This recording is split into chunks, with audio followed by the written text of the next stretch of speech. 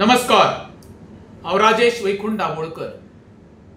आता आमची फाल्यां प्रत्येक गोंयकाराची चवथ।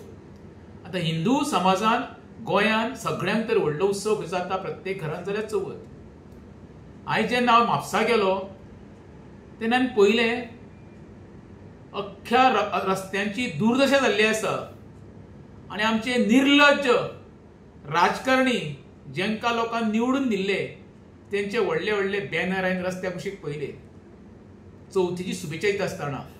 ह्या निर्लज्जांक मात लजूय सुना ते बॅनर लायता आसतना अरे निर्लज्जांनी तुमी पळय प्रत्येकानी हजारांनी रुपयांनी खर्च करून जे बॅनर ते व्हडले व्हडले पोस्टर ते उभारल्या पळय न्हू ते पयशे तर तुमी खड्डे पुरोवपाक वापरलेले न्हू।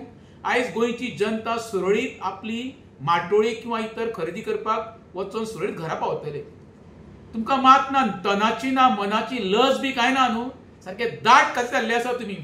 तुमची सोणां आनी तोंडां पळोवपाक गोंयकारांक कांय इच्छा ना रे। सर्वसामान्य जनतेक आयज कितें जाय, आपली सेफ्टी जायी, 24 तास उदक जाय, 24 तास लायट जायी, हें तुमी दिवंक शकना। चवथ सण साजरो करता आसतना एखादो मनीस आयज घरा कडल्यान भायर सरतलो पळय माटोळी हाडपाक तो घरा कडेन परतो येतलो हेची स्वासती ना। रस्त्यांची चाळण पडलेली आसा मरे, व्हडले व्हडले बॅनरबाजी करून तुमी कितें जावंक सोदता, कसली शुभेच्छा येता रे। तुमकां उलट त्या बॅनरांक पयल्या उपरांत सर्वसामान्य जनता पळय वयता तुमकां गाळी घालता, तुमकां देव बरें करूंक म्हणिना, तुमकां शेकड्यांनी गाळी पडटा।